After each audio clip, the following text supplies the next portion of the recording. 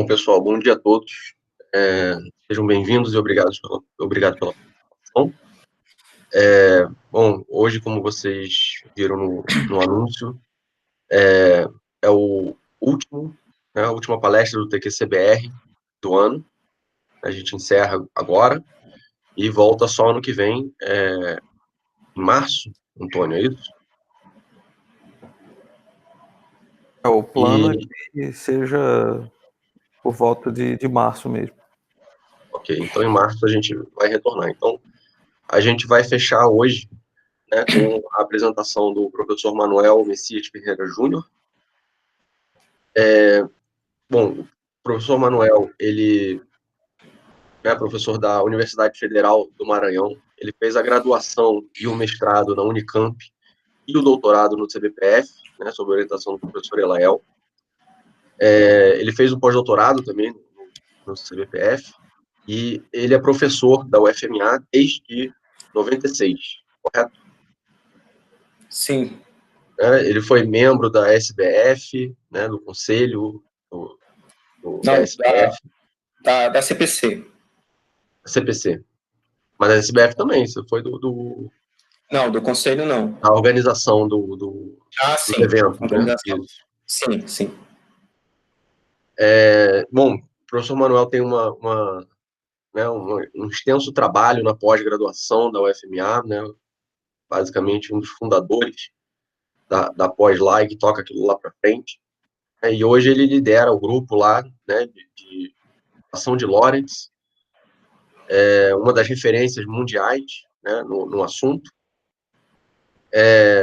E ele, né, além dessa área de pesquisa que ele atua fortemente, ele também tem experiência em outras áreas, como teoria de campos e aplicações em matéria condensada, né, e também defeitos topológicos. Bom, eu quero agradecer ao Manuel por aceitar fechar com chave de ouro nosso evento do TQCBR. Peço a todos que mantenham câmeras e microfones desligados durante a apresentação e que coloquem suas perguntas no chat, ou que peçam a palavra no chat, que conforme acabar o seminário a gente passa as perguntas para o chat. Bom, obrigado, Manuel, a palavra é sua.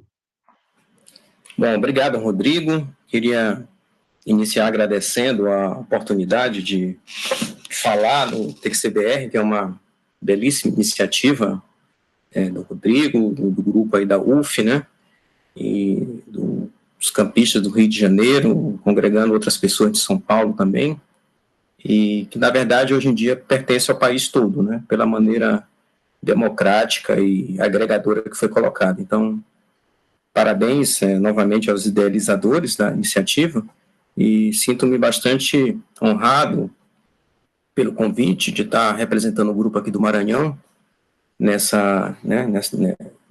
processo. Então, vou assim apresentar alguns trabalhos nessa talk, que representa um pouco do que o Grupo do Maranhão, quer dizer, uma parte das facetas aqui do Grupo do Maranhão em violação de simetria de Lorentz, o grupo que tem várias lideranças, né, assim.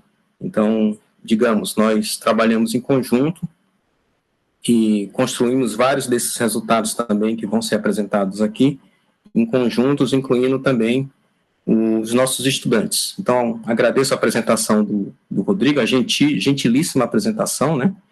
E vou começar a apresentação situando um pouco o mote, né? O mote principal dessa apresentação seria as conexões possíveis, né, entre a física de momento de dipolo elétrico, né, o IDM, como falamos, e do momento de dipolo magnético, o MDM, com a física além do modelo padrão, ou a física de violação da simetria de Lorentz. Então, essa apresentação ela vai envolver alguns dos trabalhos que foram feitos de 2015 para cá, que foi quando esse tipo de conexão começou a aparecer, entrou aqui no radar do Grupo do Maranhão, e se estende até a atualidade, né? Muito bem, então, por que falar, né, de momento de dipolo magnético, momento de dipolo elétrico, dentro de um contexto de física da violação de Lorentz? Então, essa é uma conexão importante, até porque ela é uma conexão natural, né? Tanto a física de MDM quanto a física de EDM, elas constituem programas de precisão dentro do organismo da física contemporânea. E é um programa de precisão que tem profundas implicações, eu diria contundentes implicações na fauna, né, digamos assim, dos modelos de física além do modelo padrão. Então, a física da violação de Lorentz também se enquadra, né, nessa vertente, digamos, né, nessa possibilidade de você estender o modelo padrão e tentar descobrir uma física ou colocar em pauta uma física nova, também nessa possibilidade. E há, obviamente, o questionamento de você saber quais são os limites das simetrias fundamentais, né, que também motiva esse tipo de investigação, assim como você usar os experimentos modernos, né, de física, de EDM, de MDM, para fazer uma limitação fenomenológica sobre a magnitude dos parâmetros ou dos termos, né, de física além do modelo padrão que você está propondo.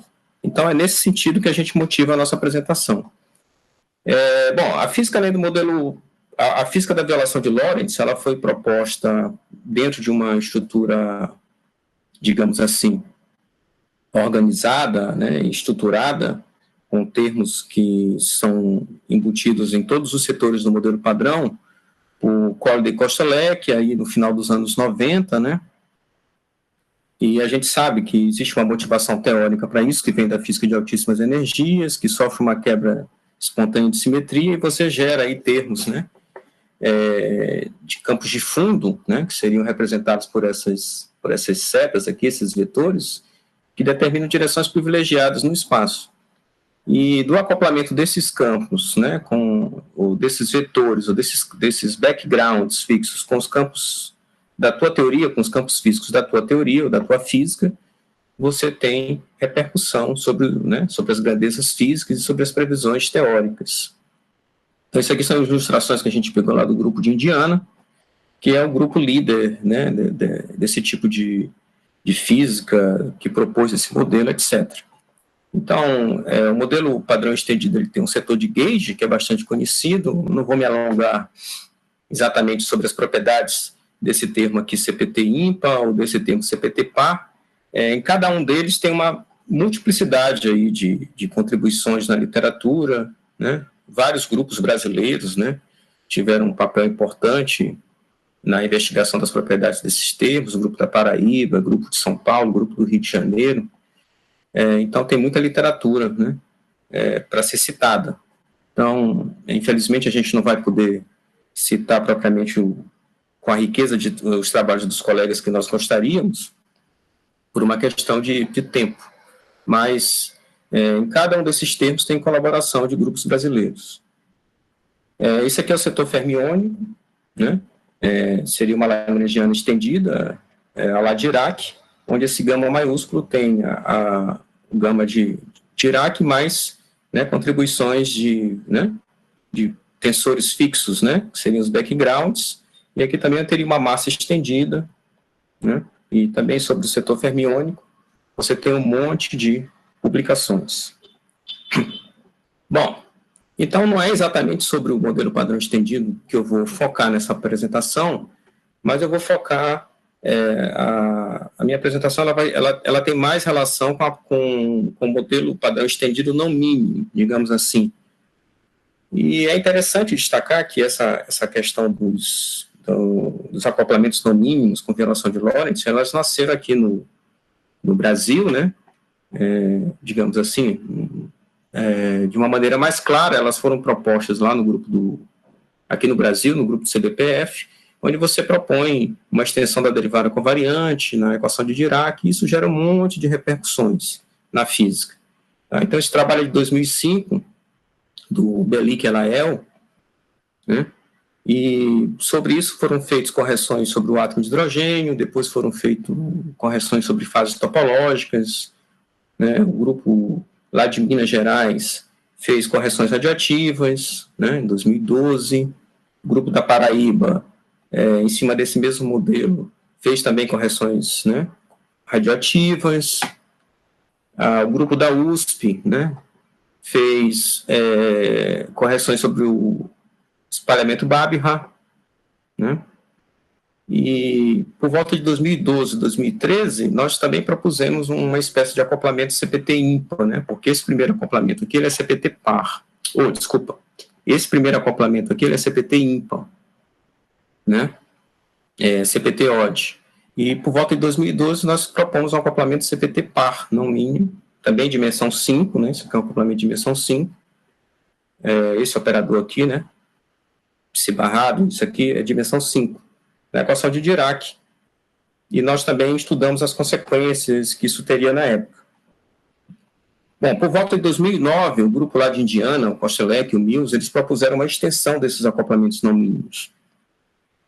Uma extensão bastante geral, né, genérica, onde você insere termos de acoplamentos não mínimos no setor ímpar, CPT odd e CPT par do modelo padrão, através de termos de altas derivadas. Tá? Isso foi feito por volta de 2009 para fótons e depois por volta de 2000, né, por volta de 2013 para férmions, também altas derivadas aqui, né? Então, também tem participação aí esses trabalhos geraram também bastante repercussão. Aqui na USP a gente tem um professor, Marco Schreck, né, que é um professor alemão, que fez bastante contribuições nessas extensões do modelo padrão não mínimo, ou do modelo estendido não mínimo, por volta de 2014, 2015, né? Temos grupos brasileiros também que trabalharam e trabalham ainda nessa vertente das altas derivadas, né? Isso aqui é um termo de dimensão 6, por exemplo. Então, nós também tivemos algumas contribuições nesse tipo de, né, contribuições recentes em termos de dimensão 6 no setor de fótons, né? Mas, então, esse diria assim, é o framework teórico, né, em que a gente vai tentar comparar com os experimentos, com a fenomenologia de termos de momento magnético, tá? Então, se meu interesse é falar de física de precisão, né, e a física de precisão, obviamente, a física do século XX, do século XXI é uma física de precisão. Isso começou, certamente, com Newton, lá no princípio. Newton foi o primeiro cara, né, pai da física, obviamente, mas ele também foi o que iniciou a era da física de precisão. Então, quando Newton estipulou que a massa inicial e a massa gravitacional elas são iguais, ele estipulou que elas são iguais com parte de com precisão de uma parte em 1000, né, em 10 a 3, isso ele obteve a partir de experimentos com pêndulos. No que concerne a física de precisão, a gente também precisa falar da lei de Coulomb, da lei de Coulomb e da lei de Gauss. Porque uma carga dentro de uma casca carregada, ela não sente força, e isso é conhecido desde a época do Priestley, até antes da lei de Coulomb ser enunciada pelo Charles Coulomb, né?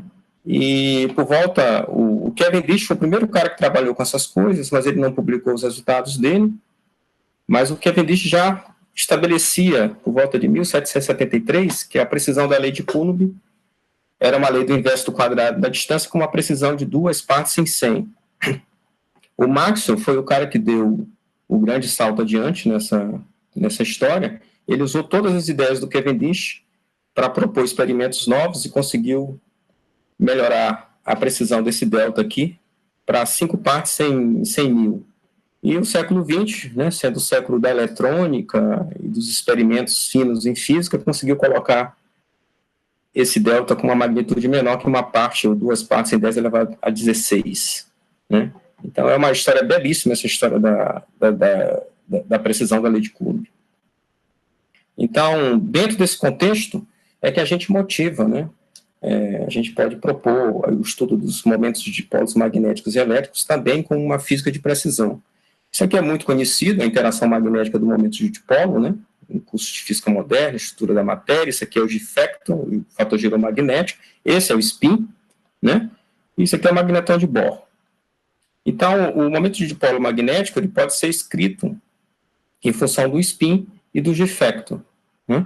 É bastante conhecido que a primeira teoria a fornecer o valor correto do G-factor, né, foi a teoria de Dirac, né, que estabeleceu que G era igual a 2, teoricamente.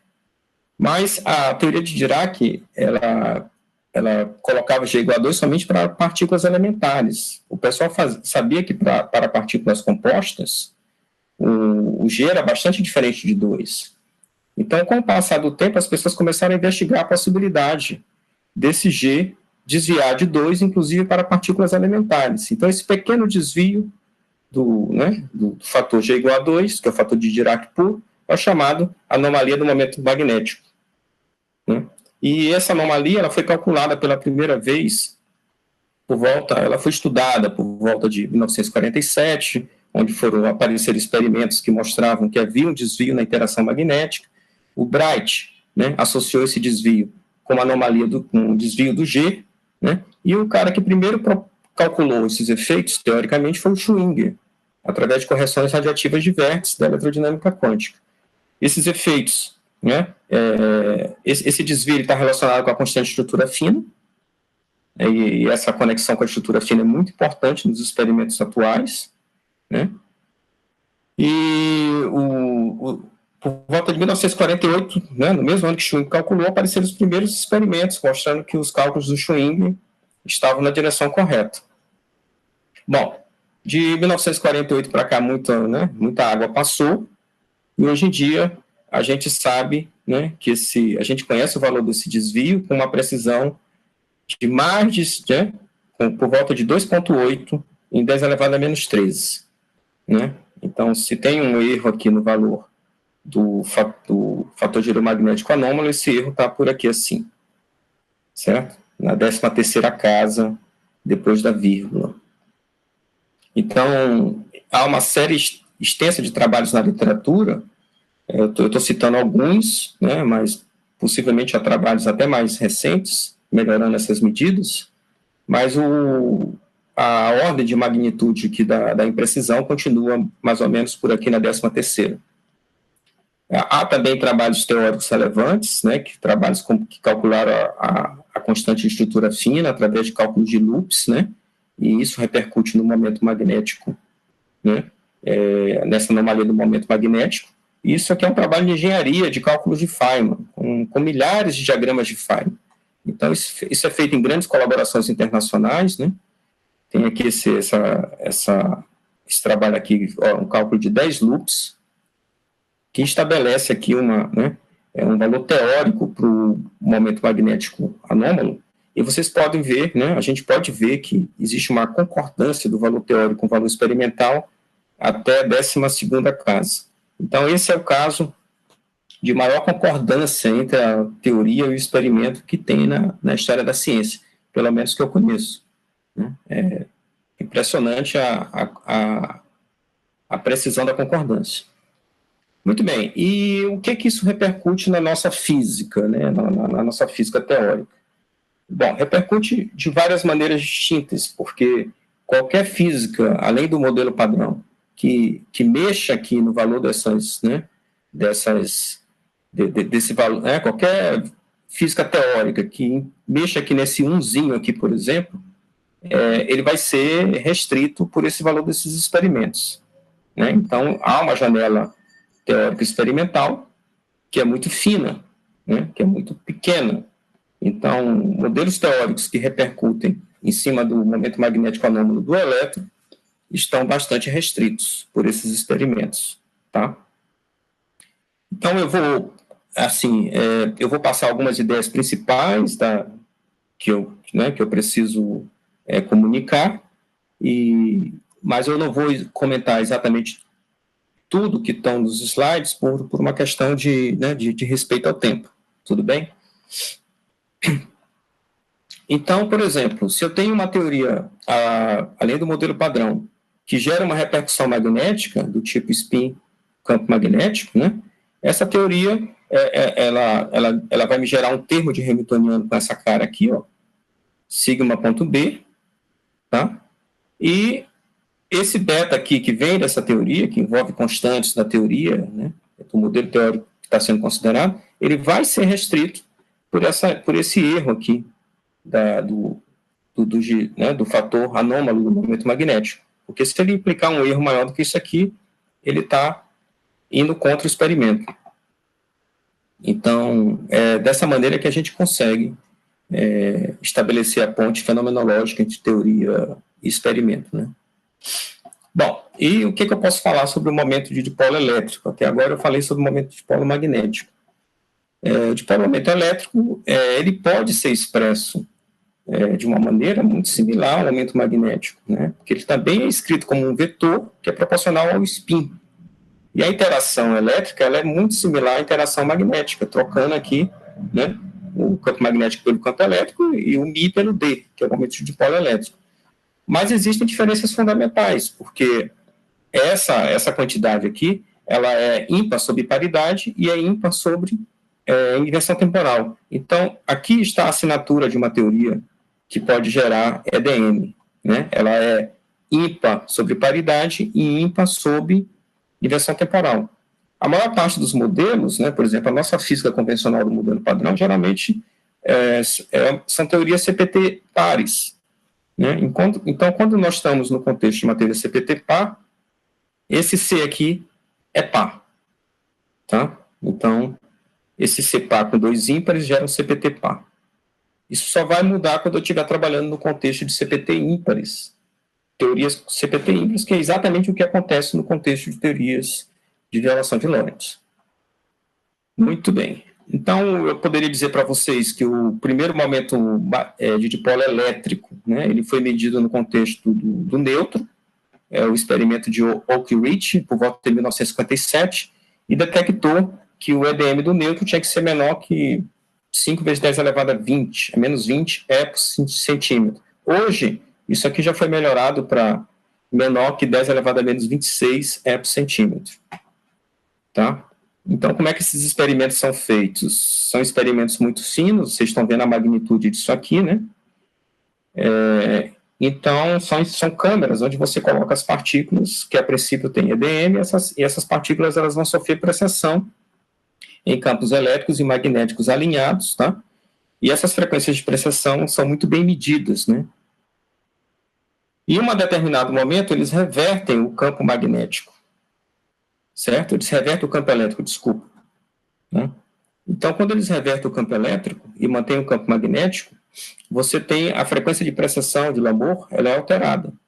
E quando você faz a diferença entre as duas, você mantém o valor, né, a contribuição que vem do campo elétrico. Então, é por essa modificação da frequência de Lamour que o valor do momento de dipolo elétrico é calculado. Eu estou falando isso em termos gerais, porque esses experimentos são cheios, repletos de detalhes, e só quem trabalha realmente nessa área experimental, nesse tipo de física experimental, é que domina esses detalhes.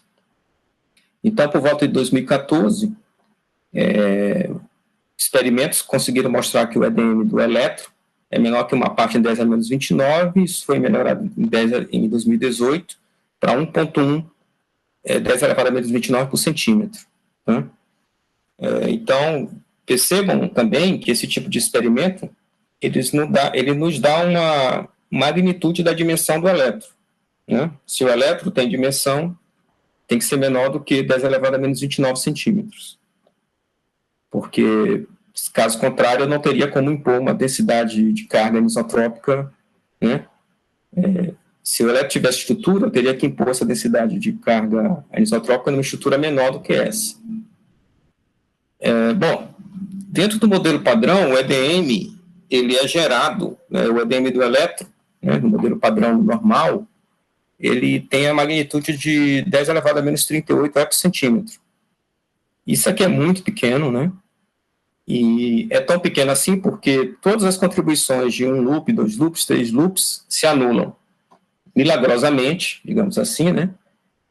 Se anulam, e a primeira contribuição não nula é quarto loop, envolvendo misturas de física de quarks com mediadores eletrofracos, e tem de tudo que contribui aqui. Tudo que contribui aqui foi calculado pelo Pospelov. Foi digamos assim, o primeiro cálculo bem sucedido do EDM do elétron. Então, vocês podem ver que nós estamos atualmente nessa casa experimental aqui de 10 a menos 29. Então, de 10 a menos 38 para 10 a menos 29, a gente tem aqui uma avenida, né, de 10 elevado a 9. Então, na verdade, a magnitude da diferença é 10 elevado a 9 ordens de magnitude. 9 ordens de magnitude, né? Então, aqui você tem dois cenários possíveis, né? Se não existir fontes adicionais de violação CP ou de paridade, digamos assim, no modelo padrão, esses experimentos que hoje em dia conseguem acessar 10 elevado a menos 29, gradualmente eles vão se aproximar desse valor do modelo padrão, 10 elevado a menos 38. Se existirem fontes adicionais de violação de paridade que podem ser inseridos dentro do modelo padrão, né, em algum momento a gente vai encontrar um EDM entre 10 elevado a menos 29 e 10 elevado a menos 38, o EDM do elétron. Mesma coisa para o neutro, tá? Só que para o neutro isso envolve os quarks, tá? Mas isso mostra a importância desse tipo de física né, de física experimental e para desenvolvimento da física além do modelo padrão. Bom, tem muita coisa que poderia ser dito sobre isso aqui, tá? Mas, enfim. Inclusive, a questão de partículas supersimétricas, matéria escura, né, que podem levar isso aqui, né, que podem reduzir podem aumentar o valor do EDM do modelo padrão e torná-lo mais próximo desse valor aqui. Mas isso tudo está em frenética investigação, né, na atualidade. Bom, como é que a gente pode dizer que o EDM é gerado, né, um EDM de um átomo? Na verdade, o EDM está dentro de ele pode pertencer a uma partícula, que é o que geralmente a gente considera. O EDM pertence ao elétron, por exemplo, ou ele pertence ao núcleo atômico. E, por pertencer a um pedaço do átomo, ele também qualifica o átomo como uma entidade dotada de EDM. Ou, né? Então, essa daqui é um mecanismo de você atribuir EDM a um átomo. A outra maneira é você supor que o átomo ele tem interações PO de TOD. E essas interações entre o núcleo e os elétrons. Tá? E, efetivamente, isso dota o átomo de um EDM efetivo. Tá? Então, uma parte do que eu vou apresentar, né, na verdade, a parte central do que eu vou apresentar tem a ver com essas possibilidades de gerar EDM e como é que isso aqui se articula com acoplamentos não mínimos, que violam a simetria de Lorentz, por exemplo.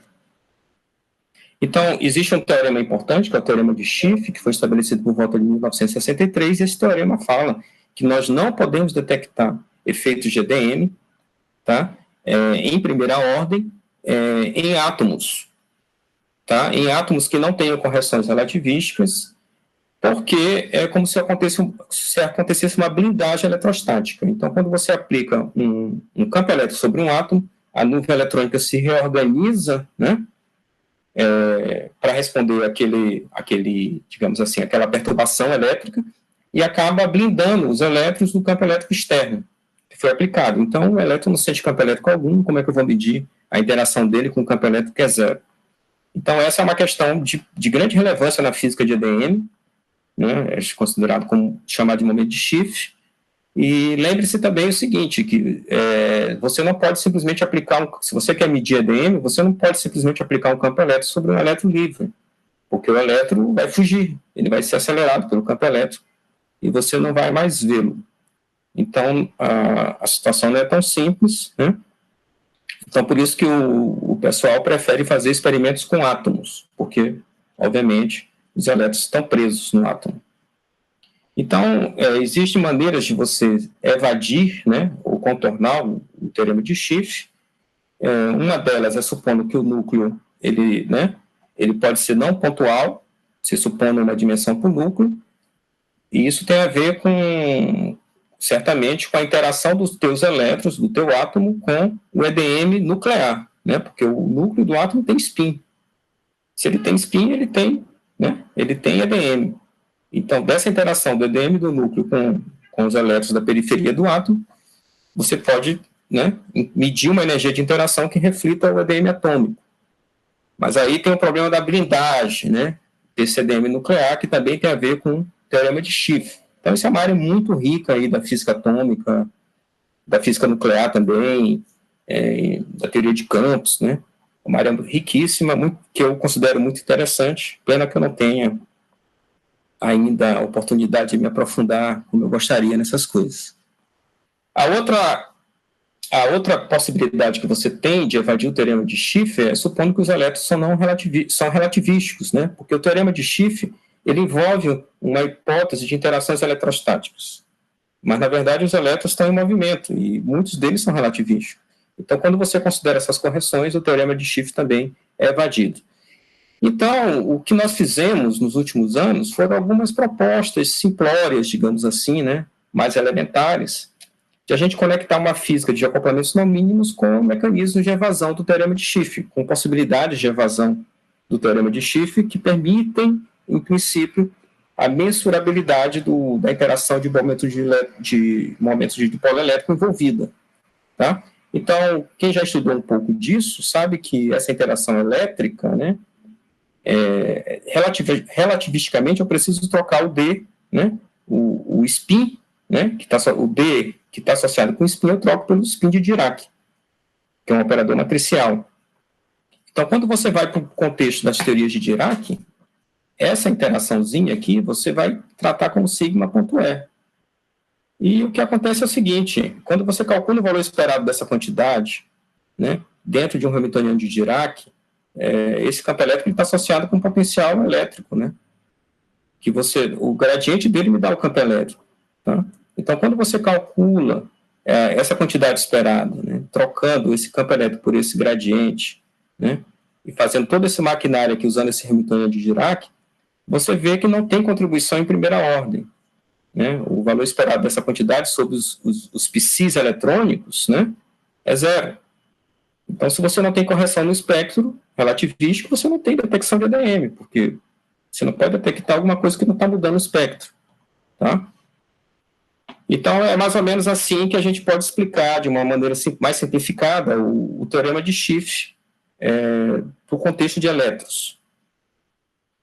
Mas, por volta de 1965, 1966, os Sanders, né, eles fizeram umas publicações em que eles mostraram que as estruturas de dimensão 5, né, que representam o EDM, né, elas estão escritas em função desse contexto relativístico aqui, dessa estrutura relativística, como eu comentei antes. Né. E na hora que você considera isso na estrutura, na equação de Dirac, por exemplo, certo? Então, aqui está exatamente da forma como a gente analisou antes, mas quando a gente passa da equação de Dirac para o Hamiltoniano da interação, aparece esse fator gama zero aqui. Ó. Isso vem da natureza relativística dessa interação, entendeu? Isso não, se você não considera a interação relativística, não aparece esse gama zero. Mas no contexto relativístico aparece. E esse gama zero aqui é um key factor, é um fator-chave. Na hora que você faz o cálculo da interação com gama zero, aqui na frente, o resultado é não nulo, certo? Isso aqui é só para ilustrar o processo, né, que são continhas de mecânica quântica, mas está aqui o resultado é não nulo, certo? Então, se eu tenho uma teoria de acoplamento não mínimo, né, com a qual eu pretendo gerar correção de EDM, eu preciso estar ligado aqui, eu preciso prestar atenção nesse gama zero, na frente da minha interação. Tá? Então, isso aqui é apenas uma revisão, né? Essa lagrangiana de Pauli, sem gama 5, ela gera MDM, spin, campo magnético. Com gama 5, certo? Ela vai gerar momento de dipolo elétrico, spin, campo elétrico. Apenas para deixar isso bem claro, tá? E aqui, novamente, a gente repercute, né, repete essa ideia, porque ela é uma ideia importante. Sem gama 5, MDM. Com gama 5, EDM. Então, vejam que isso aqui são acoplamentos não mínimos, porque eles têm dimensão 5. Dimensão de massa deles é 5. Tudo bem? Tá todo mundo ouvindo? Tranquilo? Tá tudo bem. Sim. Tá, então. Só estou checando. Bom, então, até aqui eu só fiz uma revisão da literatura, tá? Para a gente poder situar exatamente em que contexto que a gente se inseriu. Então, esse é o contexto geral da área. Agora, como é que começa a relação disso aí com violação de Lorentz, por exemplo, com acoplamentos não mínimos em violação de Lorentz? Então, tem um paperzinho muito interessante, curto, né? E muito interessante do Pospelov. Esse cara é um cara fenomenal nesse tipo de física, Pospelov. E eles propuseram um modelo de quebra de CPT por volta de... Quer dizer, eles analisaram as possibilidades de quebra de CPT por volta de 2008 e a repercussão desses modelos CPT ímpares, né, em física de ADM. Esse cara é um grande especialista em física de ADM. Então, eles propuseram todos esses termos aqui de acoplamentos não mínimos. Esse aqui é o acoplamento do Belic e Elael, né, de 2005, esse aqui. Aquele trabalho não mínimo que eu mostrei, né, no começo dessa apresentação, ele está incluído aqui nas propostas que o Pospelov analisou. Então, se eu pego todos aqueles acoplamentos do Pospelov, eu vejo que somente esse aqui, ó, né, esse que tem gama 5, a gama 5, ele pode gerar EDM, porque só ele é PT-OD, só ele tem assinatura de EDM. Certo? Então, está aqui o termo, eu seleciono ele, e agora eu preciso saber se ele gera EDM de fato. Ele modifica o espectro? Ele evade o teorema de Schiff? Essa é a questão. Então, quando a gente vai avaliar, na equação de Dirac, a gente vê que o hamiltoniano dele não tem o gama zero aqui. Então, ele não repercute em mudança espectral. Portanto, ele é um termo EDM inócuo, digamos assim, né? Então, isso está lá escrito no paper do Pospelov, que você não pode usar esse tipo de física aqui, tá? Você não pode usar esse tipo de física quer dizer, você não pode usar dados de EDM para limitar esse tipo de acoplamento não mínimo. É isso que está escrito lá. Tudo bem? E, então, se a gente não pode limitar os acoplamentos CPT ímpares, como é que a gente pode conectar a violação de Lorentz com esse tipo de física? Propondo acoplamentos CPT pares, certo? E foi exatamente isso, né, mais ou menos que a gente fez em 2015. A gente já tinha uma linha nessa direção, mas não voltada para essa conexão com a EDM, né? O primeiro trabalho CPT par nosso, na verdade, com violação de Lorentz, a gente não sabia nada dessa física de EDM. Isso apareceu depois, muito motivado por esse trabalho do Pospelov. Então, esse aqui é o primeiro trabalho da tese do Jonas, que foi um doutorado nosso, em que a gente avaliou esse tipo de, né, colocar a possibilidade de colocar um gama 5 aqui, né, e ver que tipo de termo isso gera na equação de Dirac, uma física simples, né, você tem que tomar cuidado com a hermeticidade, etc., mas, em princípio, a gente avalia qual é a repercussão desses hamiltonianos não relativísticos, né. Então, está aqui um termo, ó, de spin com Z, e esse Z contém campo elétrico e campo magnético. Então, você tem EDM e você tem MDM nessa física adicional aqui, nessa física nova, digamos assim. E isso você conecta com os teus coeficientes que vêm da violação de Lorentz. Agora você vai usar, por exemplo, você identifica o termo que contribui para a física do EDM, sigma.e, e você vai usar, né, os dados da literatura, dos experimentos do EDM eletrônico para limitar a magnitude disso aqui. Então, com esse tipo de comparação, a gente consegue impor uma limitação de 10 elevado a menos 24, a menos 1. Menos 1 porque isso aqui é dimensão 5, tá? Essa física aqui é dimensão 5. Então, isso aqui está entre os melhores limites possíveis para esse tipo de física, né?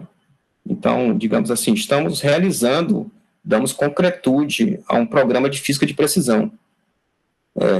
Claro que há detalhes, né, que a gente poderia melhorar, mas, em termos gerais, a gente está cumprindo esse programa.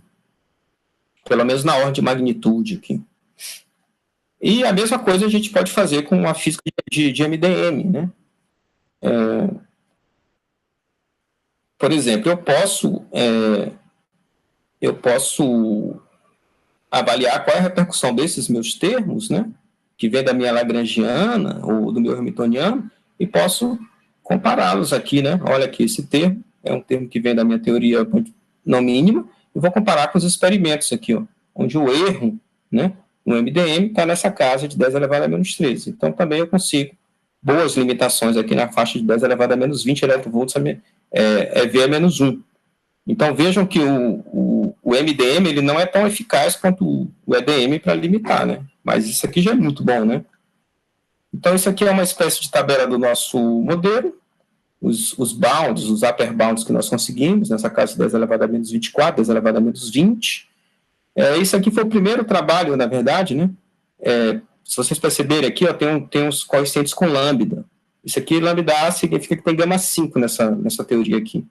Então, esse foi o primeiro trabalho que a gente fez com acoplamentos pares, na tese do Frederico, foi um aluno nosso aqui também, e nessa tese dele não tinha gama 5. E nesse trabalho a gente também não sabia de física de EDM ainda. Então, a gente usou outros testes, né, para limitar esses acoplamentos lumínicos em 2013. Isso aqui é um outro trabalho da tese do Jonas, também dando continuidade a essa física de acoplamentos não mínimos, tá?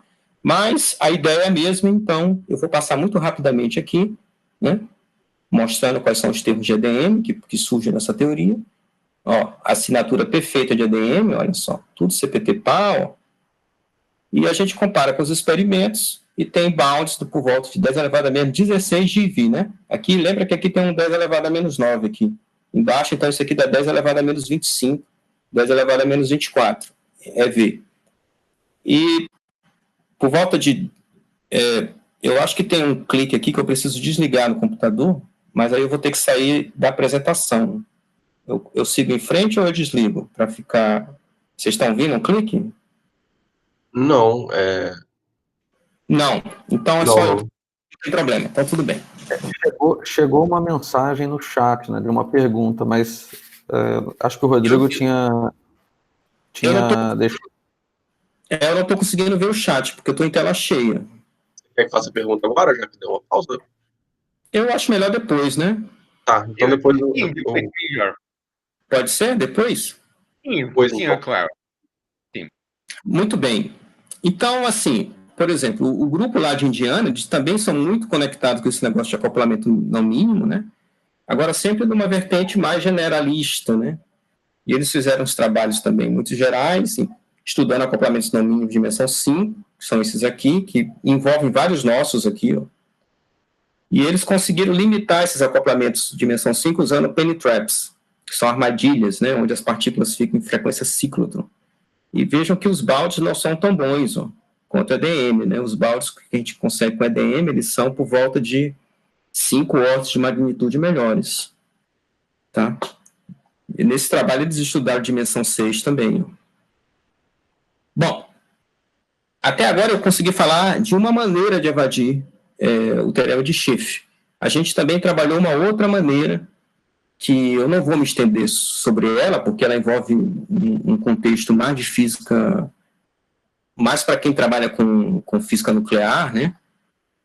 Mas a ideia geral é a seguinte: quando você tem, eu vou falar só da ideia geral, quando você tem um núcleo atômico que tem um momento magnético, né, que vem de um spin, esse momento magnético ele acaba sendo blindado, né, por uma, digamos assim, pela nuvem eletrônica que compõe o átomo e que está em volta desse núcleo. Mas os elétrons da periferia do átomo, eles sentem um efeito residual desse spin nuclear ou desse momento magnético nuclear. E esse efeito residual a gente chama momento de Schiff. Isso foi calculado pela primeira vez em 84, por esse grupo aqui do Flambal. Esse cara aqui é um especialista nisso, né? E são coisas muito interessantes, né, para quem realmente pode entrar nessa área. O que a gente fez foi uma maneira de modificar o momento de Schiff do átomo. A gente supôs que o acoplamento do núcleo com os elétrons não é simplesmente coulombiano. A gente supôs que tem um acoplamento modificado, isso aqui é um termo de violação de Lorentz, e a gente calculou a repercussão dessa modificação da interação coulombiana entre o núcleo e os elétrons, né, no momento de Schiff, tá? Então, tem um processo de cálculo que é bastante longo, tá? Esse aqui é o momento de Schiff, é o efeito residual. Vocês podem ver que tem um Dzinho aqui, ó. Isso aqui é a anisotropia da densidade da carga, isso aqui é um resultado conhecido na literatura. O que a gente fez foi calcular qual seria a alteração desse S devido à violação de Lorentz, tá? Então, esse aqui foi o nosso resultado, que a gente obteve por volta de 2017, né? A gente publicou esse trabalho com o Jonas. E, bom, essa é uma segunda maneira, digamos assim, de fazer uma evasão do teorema de Schiff, tá? E, recentemente, né, a gente trabalhou também numa terceira via, digamos assim, uma terceira rota de evasão do teorema de Schiff, que é você considerar uma maneira, um canal adicional de comunicação entre o núcleo e os elétrons, né? Só que esse canal adicional ele não é na via eletromagnética, ele é na via dos bilineares de Dirac. Então, eu escrevo um conjunto de bilineares para os núcleos, que compõem o núcleo atômico, e eu escrevo um conjunto de bilineares para os meus elétrons, principalmente para o elétron de valência, que é meu foco, certo?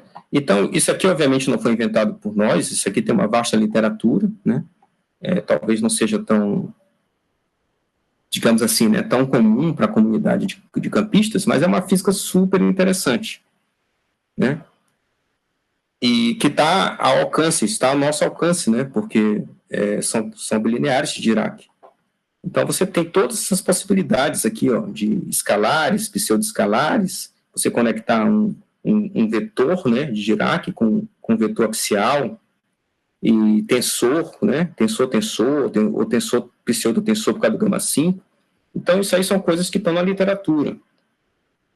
E alguns desses termos, eles geram interações que são efetivamente P ímpares e T ímpares. Então, são interações que podem gerar EDM. E aí você precisa fazer toda uma classificação dos bilineares, isso tem que ser feito cuidadosamente, né? E, por exemplo, isso aqui é uma lagrangiana que está em alguns artigos que lidam com essa física, né? Você pode ver que isso aqui é um escalar, isso aqui é um pseudoescalar, né? Isso aqui são os bilineares nucleares, os bilineares do elétron. E aí você tem termos que violam, né, esses coeficientes são coeficientes de violação de paridade e de inversão temporal, né, que estão catalogados aí na literatura. Então, para saber se realmente esses termos eles geram uma interação de EDM no átomo, efetivamente, eu preciso classificar cada um deles sobre PTC, né? E aí, olha só, eu vejo que, por exemplo, desses aqui que eu coloquei aqui acima, somente esses dois aqui, ó, o escalar e o pseudoescalar, é que tem um comportamento P ímpar, T ímpar. Então, para efeito de EDM, esquece o resto, tá? Só vai servir esses aqui, ó. Só esses dois aqui podem me gerar um EDM para o átomo, se o meu canal de geração de EDM é esse, tá? E aí, tem toda uma literatura da área, né, onde você vai somar sobre os núcleos, você vai acabar analisando esse termo aqui, ó, certo? E você vai somar sobre os núcleos que estão dentro do núcleo atômico, né?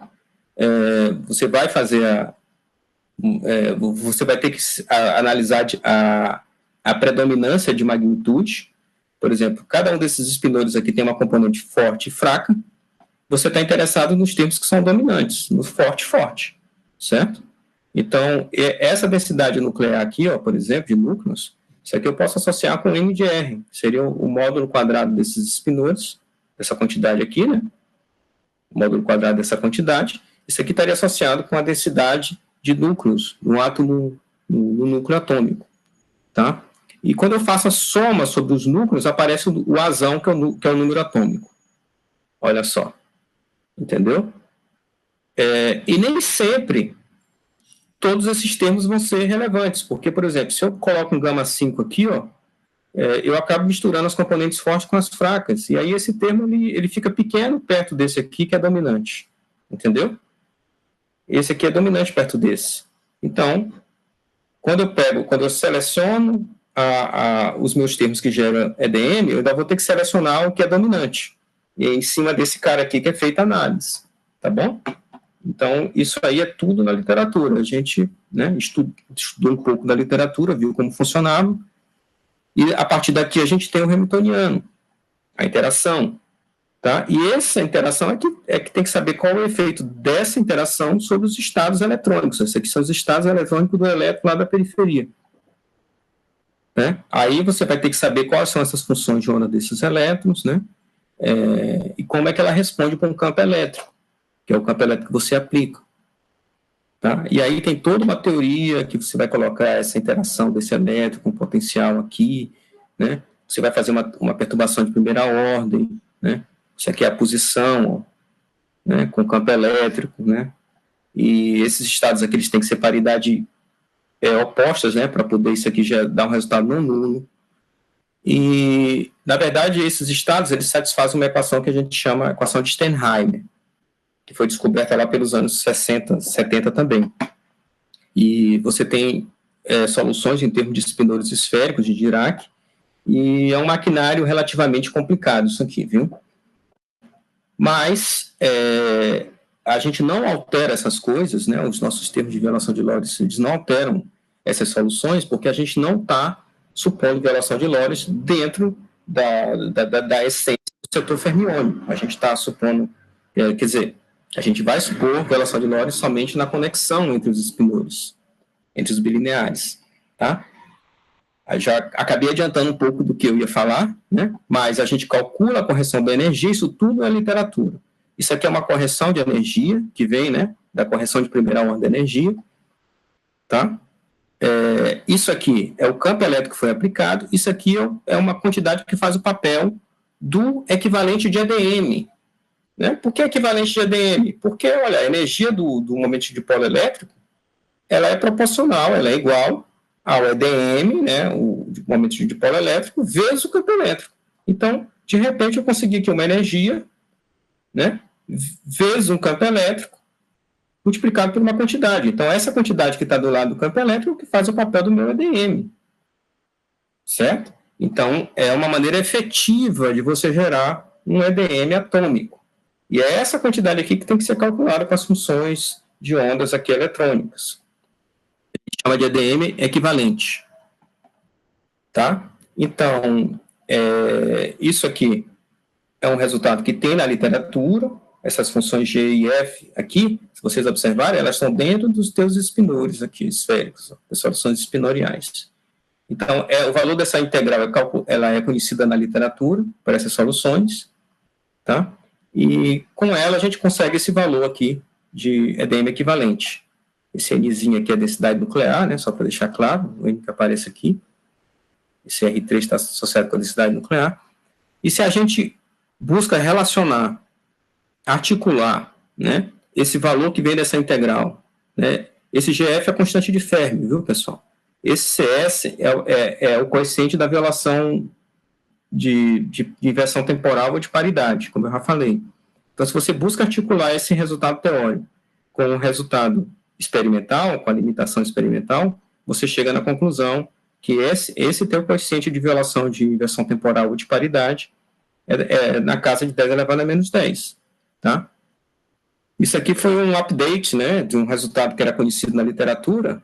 Por exemplo, isso aqui é um livro do Cummins, que fala sobre EDM atômico, etc., né, molécula de tálio, né, e quando esse livro foi publicado em 99, essa constante estava limitada nessa casa aqui, de 2,9 vezes 10 elevado a menos 7. Com esses novos experimentos aqui, ó, da colaboração Acme, 2018, né, lá no paper da colaboração, ele já coloca o CS em 7,3 vezes 10 a menos 10. Então, você teve uma melhoria aqui de 3 ordens de grandeza, de 99 para 2018. Então, é assim que funciona essa física de precisão. Muito bem. E não falei nada ainda de violação de Lorentz. O que tem violação de Lorentz com tudo a ver isso aqui, ó, nesse canal? Né? Isso aqui tudo é física sem violação de Lorentz, ó, tudo CPT-PAL. Certo?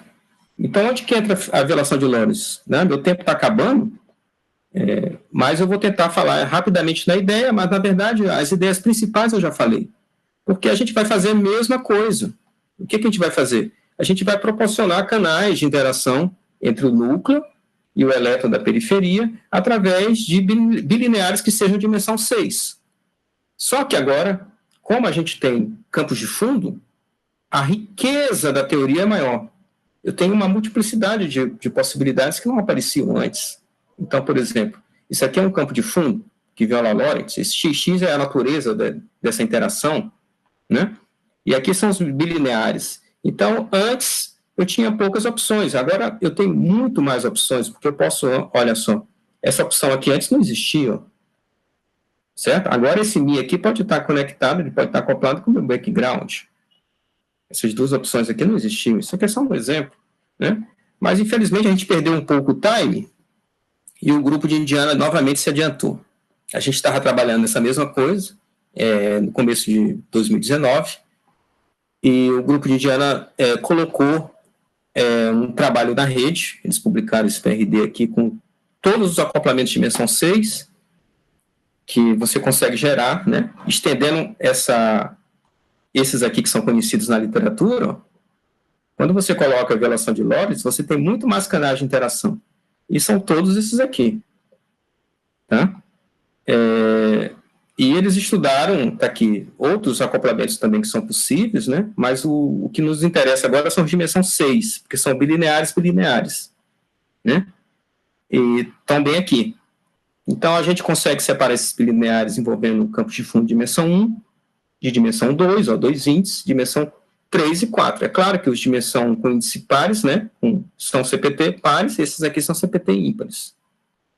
Muito bem.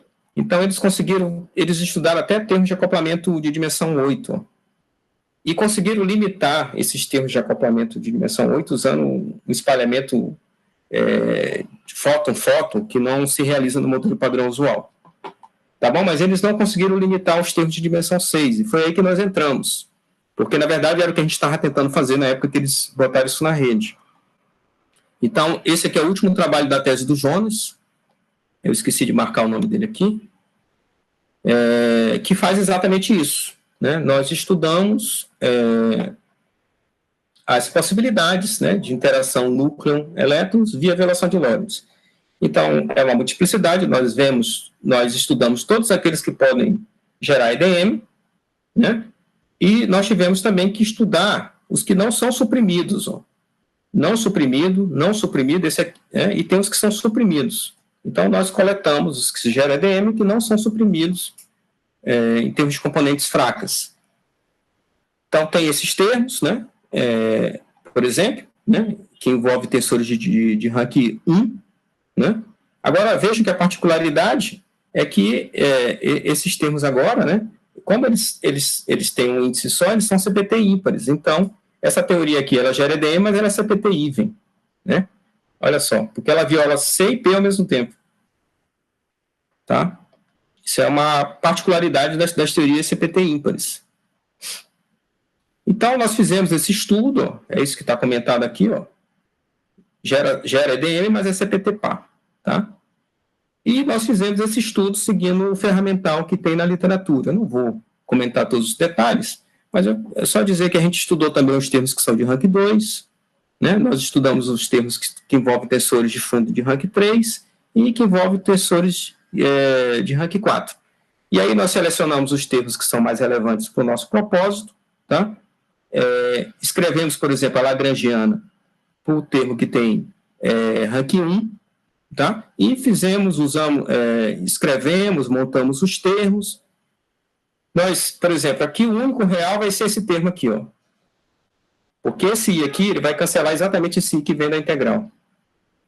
E ele vai gerar um resultado real. Esse aqui, né, ele acaba gerando um resultado imaginário que não vai ter cancelamento. Então, ele não vai ter serventia para o nosso propósito. E aí, nós retemos um resultado real e, em cima desse resultado real, nós comparamos com a literatura, com o EDM atômico, usamos esse cálculo aqui da integral na literatura, resultado da literatura, nós conseguimos estipular um balde para esse termo de dimensão 6 aqui, ó, da ordem de 1,6 vezes 10 elevado a menos 33 EV a menos 2. Tá? Então, pelo que nós sabemos, esse foi o primeiro bound nesse tipo de termo de dimensão 6, o primeiro upper bound. Então, aqui alguma tabela do paper com os resultados em cima de todos os coeficientes que nós conseguimos, variando aqui entre 10 elevado a menos 33 e 10 elevado a menos 31, e em termos de conclusão, eu gostaria de dizer que essa física, né, eu gostaria de reafirmar, na verdade, o que eu já disse, mas reafirmar que essa física de EDM e MDM ela é muito importante, ela é muito útil para quem busca o propósito de fazer uma fenomenologia de precisão.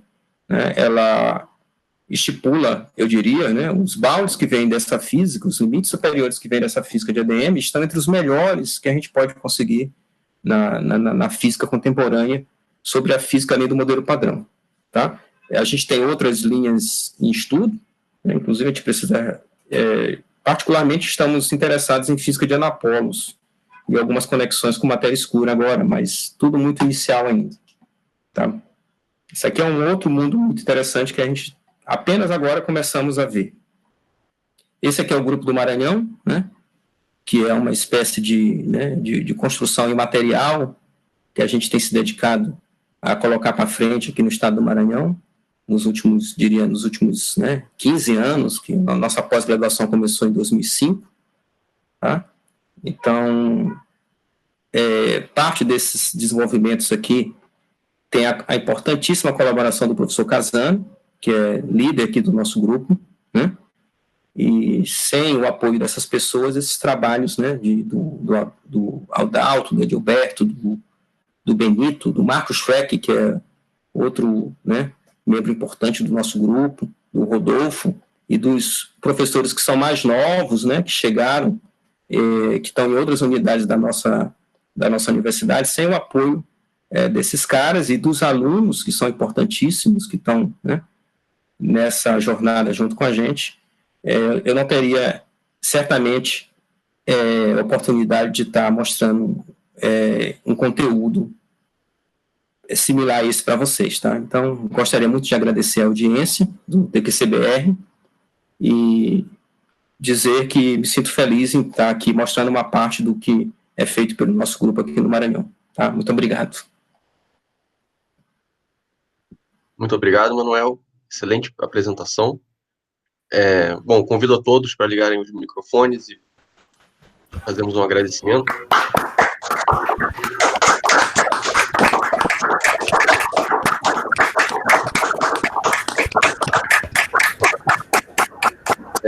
E aí a gente começa, então, a sessão de perguntas. A gente tem uma pergunta no chat do Aurora. Albert, você quer fazer a pergunta ou quer que eu leia? Sim, minha pergunta é assim, se você pode comentar um pouco mais sobre as consequências de laços, porque eu vi que existem muitos acoplamentos, até que nós tocamos um pouco impactos quânticos, acoplamentos de um laço, alguns acoplamentos não, mas se você pode comentar um pouco mais, se tem mais resultados que você conhece aí do que já é apresentado no seu seminário. Você sobre coisas de laço. Você coloca a questão dos laços para geração de ADM no modelo padrão? Por exemplo. Sim, então, como eu falei, bom, essa é uma questão muito rica, né? Muito rica com a física além do modelo padrão. Então, se você realmente considera que as fontes de violação CP são só essas que tem no modelo padrão, você não tem muito como fugir da questão da matriz CKM. Então, as fases de violação CP são aquelas que estão no modelo padrão, e aí quando você coloca lá a matriz CKM conectando a física dos quarks, você só vai encontrar, né, as fontes atuais. E aí você faz as correções em um loop, 2 loops, 3 loops. Na hora que essas contas são feitas corretamente, tudo se cancela. Os primeiros resultados não nulos acontecem em 4 loops. Então, por isso que o EDM do elétron é tão pequeno. Por isso que é 10 elevado a menos 38 eV-centímetro. Agora, é claro que na hora que você inclui outras coisas no modelo padrão, como partículas supersimétricas, vão aparecer laços novos, vão aparecer interações novas. Né? E aí você começa a gerar resultado não nulo antes de você ir para 4 loops. Você começa a gerar 2 loops, 3 loops. Então você consegue gerar EDM com elétron mais próximo da do atual estágio experimental, do estado da arte experimental. Certo? Agora, é claro que, na medida que as medidas experimentais vão melhorando, você começa a acessar 10 a menos 29, 10 elevado a menos 30, a cada ordem de magnitude que você vai fracassando na detecção do EDM, porque na verdade é isso que a melhoria dos resultados experimentais, o que elas mostram, na verdade, é um fracasso na detecção. É um experimento de resultado nulo. Né? Então, quando eu digo que o EDM do elétron é menor que 10 a menos 29, eu estou dizendo que eu não consegui, nessa faixa de magnitude, detectar o EDM do elétron. Na hora que eu consegui dizer que eu não encontrei o EDM do elétron em 10 elevado a menos 30, certo? Cai um monte de modelo teórico que prevê correções no EDM do elétron na faixa de 10 elevado a menos 30, e assim sucessivamente. Se realmente o modelo padrão estiver correto na sua limitação de fontes de violação CP e forem somente aquelas que estão na matriz CKM, a física experimental vai alcançar o 10 elevado a menos 38. E quando chegar em 10 a menos 38, deve encontrar o EDM do elétron. Certo? É isso que a gente pode dizer. Agora, é claro que a física da matéria, partículas de dark matter também está entrando aí, né? Tem também contribuições possíveis de dark matter. E se você pergunta se a gente vai encontrar antes, eu acho que a maior parte dos teóricos acham que deve aparecer um EDM antes de chegar, um EDM eletrônico, eu estou falando, claro, né? Que o EDM do muon, por exemplo, ele pode ser detectado, a princípio, ele tem uma outra faixa menor de não detecção, mas eu estou falando do EDM eletrônico. Então, eu diria assim, pela literatura que eu acompanho, muita gente acha que em algum momento, entre 10 elevado a menos 29 e 10 elevado a menos 38, vai aparecer um EDM não nulo. Certo? Porque as pessoas acreditam que o modelo padrão deve ter fontes adicionais de violação CP. É isso que eu, assim, de maneira geral, eu leio na literatura. Não sei se eu respondi a sua pergunta. Obrigado pela pergunta e pela resposta. Aproveitando que você mencionou o muon, né, enquanto não aparecem mais perguntas aqui, vocês tentaram já olhar o átomo muônico?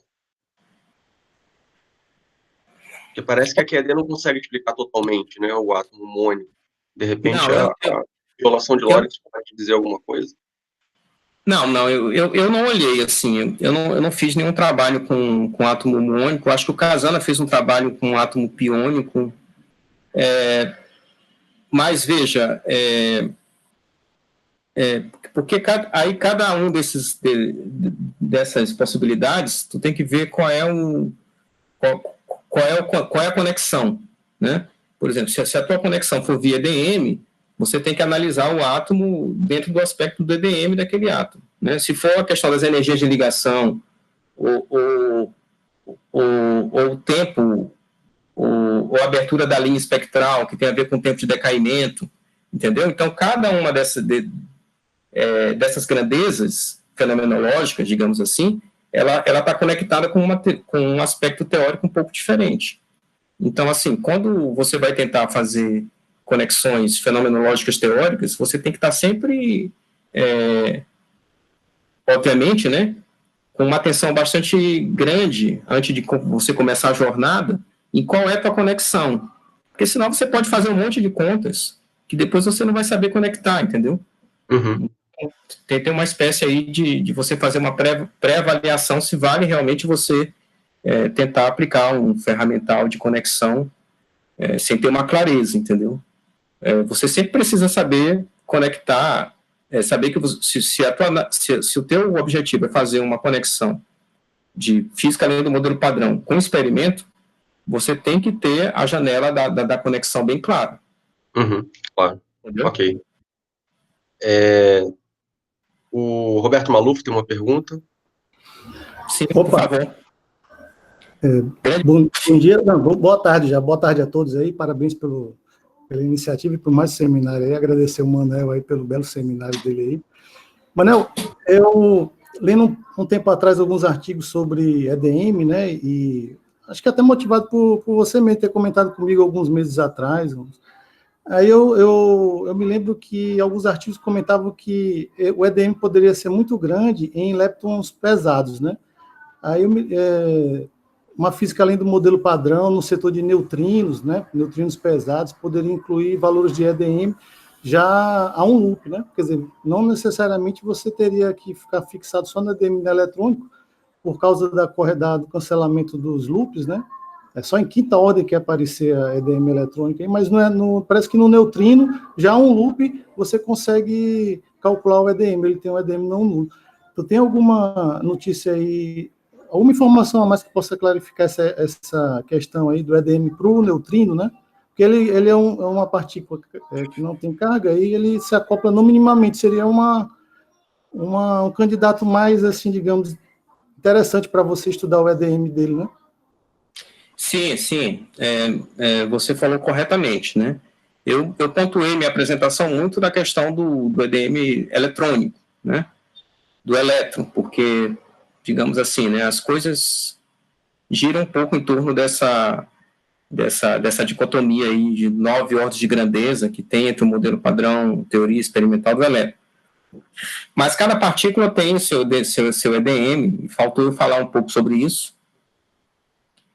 Tem a questão do mu, né? No mu você tem uma disparidade maior entre o valor teórico, né, que é previsto pelo modelo padrão, e o valor experimental. Você não tem aquela concordância maravilhosa que tem no EDM eletrônico, você tem uma discordância bem maior entre a teoria e o experimento, e isso é uma questão que está em debate atualmente, né?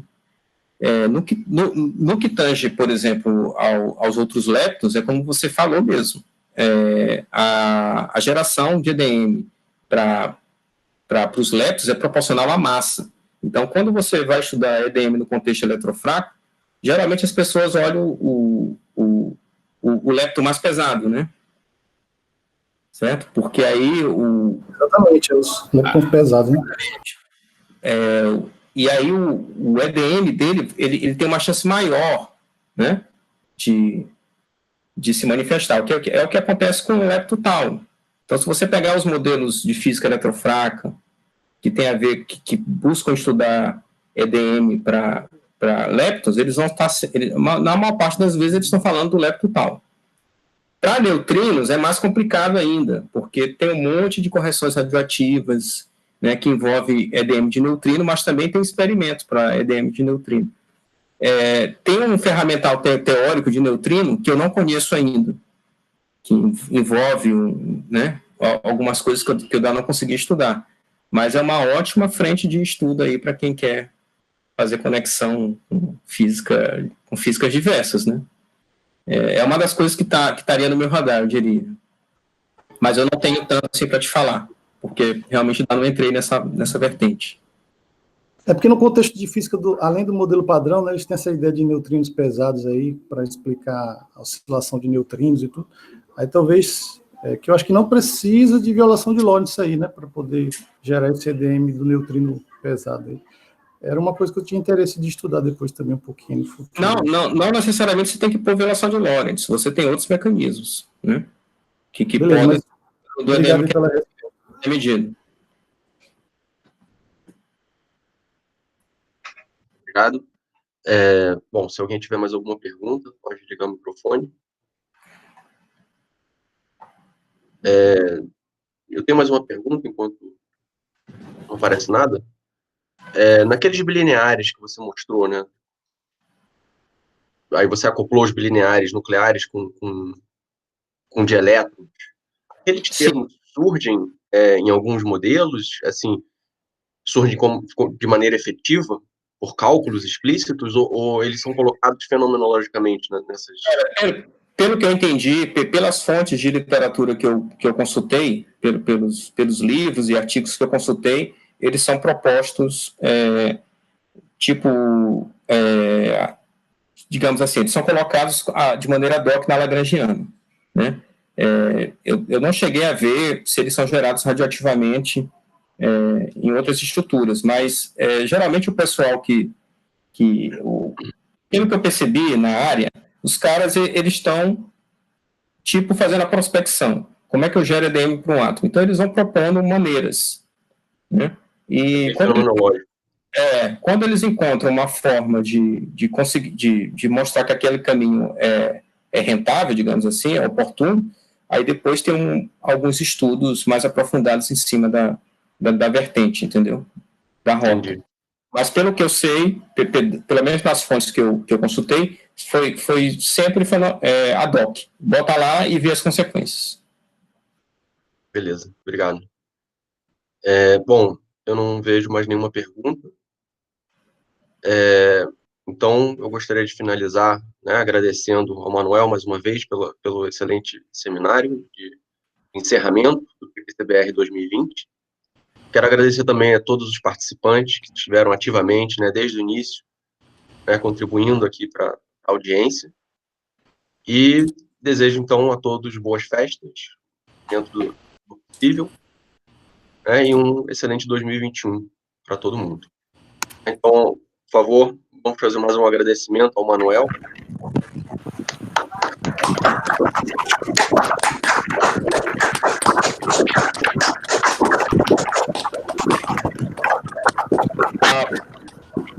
Muito obrigado, pessoal. Obrigado, Manuel. Obrigado aí, Manuel. Obrigado aí, Igor, Rodrigo e Antônio, pela iniciativa bacana. E fiquem bem todos aí. Um abração aí, tudo de bom. Boas festas aí a